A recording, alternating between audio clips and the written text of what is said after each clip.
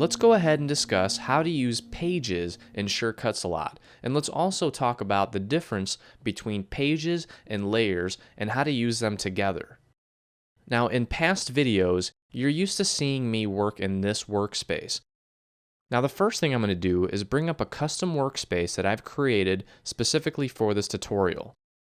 I laid this workspace out so that I had plenty of room to look at layers as well as my personal library, which I have here. We've got an entire video dedicated to showing you how to create your own custom workspace, so go ahead and check out that video if that's what you want to do. Basically what I've done here is I put my layers panel here and my personal library panel here.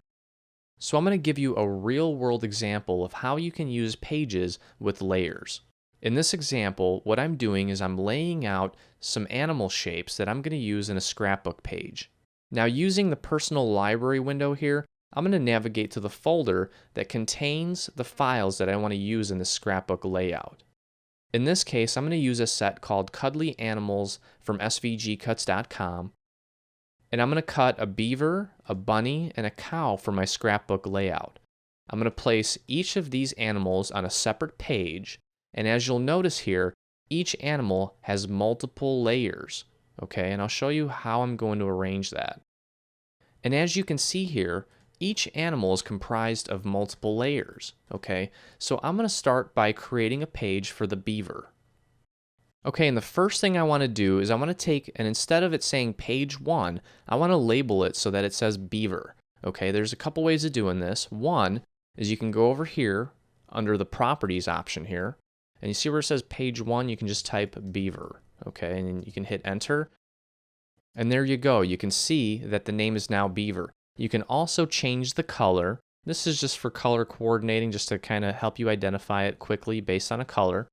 You can also use it for other things like grouping similar pages together based on color. Okay, but I'm going to make this brown because our beaver is going to be brown. Okay, and there we go. Now also, you can go under Page, and you can click on Page Properties, and you can do the same thing there. Okay, so there's a couple ways of doing this. So now that we have the page, I'm just going to go ahead and create the next page just to show you. I can go under Page and click Add Page here, or I can click on this option here and click Add Page. Okay, now page 2 is going to be my bunny. So I'm going to call it Bunny, and when I think bunny, I think pink for some reason. Okay, so I hit OK. And there's the page for the bunny. Okay, I'm going to do one more page for the cow. So I'm going to type cow, and cows, I'm going to make it black. And I'm going to hit OK. So now we've got a page for the cow, a page for the bunny, and a page for the beaver. And the first thing I'm going to do is I'm going to click on the beaver folder here that contains the SVG files that will make up the beaver. Okay, so I'm going to go ahead and click on the first one. And I'm not going to resize it because these files are already sized for me, okay? So as you can see, when I placed the SVG file on the mat, under layers here, it added an entry for it, or it created a layer for it, okay? So I can actually lock it or unlock it, and can also hide it or show it by clicking this button. We've got an entire video dedicated to layers, so if you want to learn more about layers, go ahead and check out that video.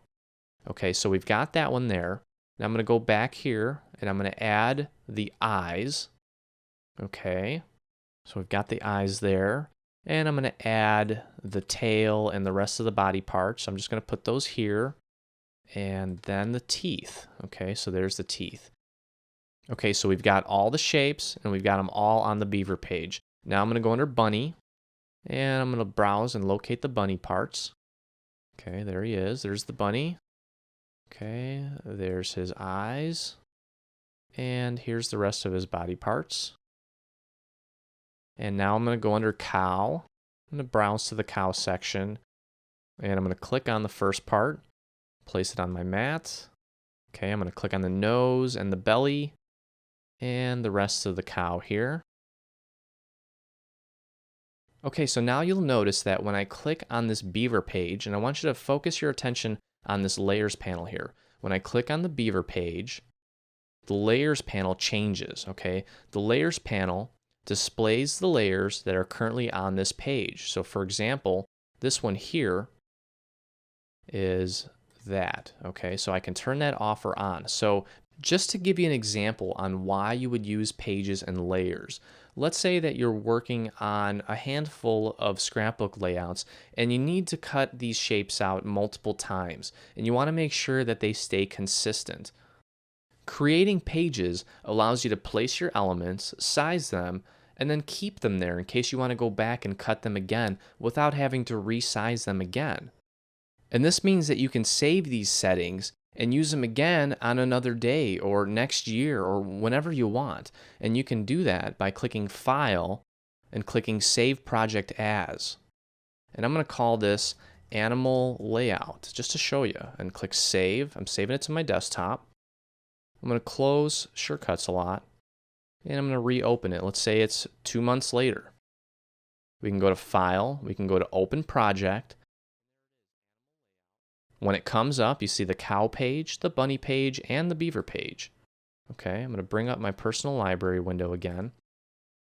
All right, so now let's talk about layers and how to use them in conjunction with pages.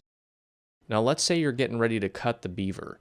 Each layer is going to be cut out of a different colored paper.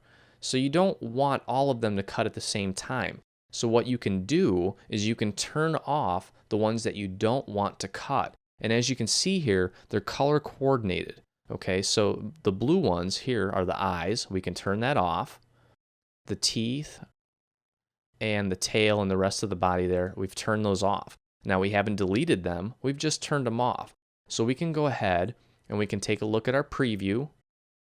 Okay, now also if you want, you can click on View and go to Show Outlines so you can kind of see what it will actually look like when you cut it out of paper. Okay, and we can click Preview here. And there you go, that's what it's going to cut. Now when we're done cutting that, we can bring up the next part. So we're going to hide that layer and we're going to bring up the eyes. Okay, so there's the eyes and we can go to Cutter and we can cut the design. Okay, so now we can hide the eyes and bring up this piece, and you can move these wherever you want. It doesn't matter if they're overlapping with, say, this piece here. As long as only one of them is visible, that's the only layer that your cutting machine is going to cut. So we can go ahead and preview that, and we can actually go ahead and cut that design as well. Now while we're in the cutter menu, I just want to point out here that you can also adjust your mat size in here, change it to 12 by 12 or 12 by 6, 24 by 12. You can also use the multi-cut function. Now let's say for example that you're cutting these out of a thick vinyl or some type of material that may require more than one cut. Okay, the multi-cut, you can set it to 2 times, 3 times, or 4 times. Basically it tells your cutting machine to cut it more than once without you having to click cut again. Okay, so it'll just go over the same lines twice, 3 times, or 4 times depending on how you set it. Okay, so also this cut design button here does the same thing as this button here. And then I think the most important part of the cutter menu is this preview option. Okay, when we click the preview option, the mat will actually show us what it's going to cut. It shows the lines that it's going to cut. And I'll show you why this is really important, okay? Let me click on this. And as a rule of thumb, you want to make sure that anything that's on your mat is within these tiny dotted lines here. Okay, now watch. If I take this and I have any part of it overlapping these little dotted lines, watch what happens when I click the preview button. Okay, you see how it gets cut off there? You want to make sure that before you cut anything, that you preview and make sure that everything is within the boundaries for cutting. Otherwise, you're going to end up wasting a lot of paper. Okay, so we'll click here, we'll move it, we'll make sure that it's within these lines, and then we'll click preview. Okay, there you go. And you can do that under cutter, you can click preview there as well. Also, let's say that you've laid out shapes on 5 or 6 pages, in this case 3 pages, and you've got multiple layers. And before you start cutting, you just want to make sure that everything is within the boundary. Okay, there's a quick way of doing that as well. You can click Preview All, and there you go. It'll actually show you all of the layers on all of the pages, and it'll show you where they're going to be cut. Okay, you can also do that under the Cutter menu by clicking Preview All. Okay, now one other tidbit I want to show you here is we can go under bunny or we can go under beaver. It doesn't matter which layer. I can bring these all back up here. Okay, I'm going to move this one over. Now we're looking at this with the show outlines option unchecked.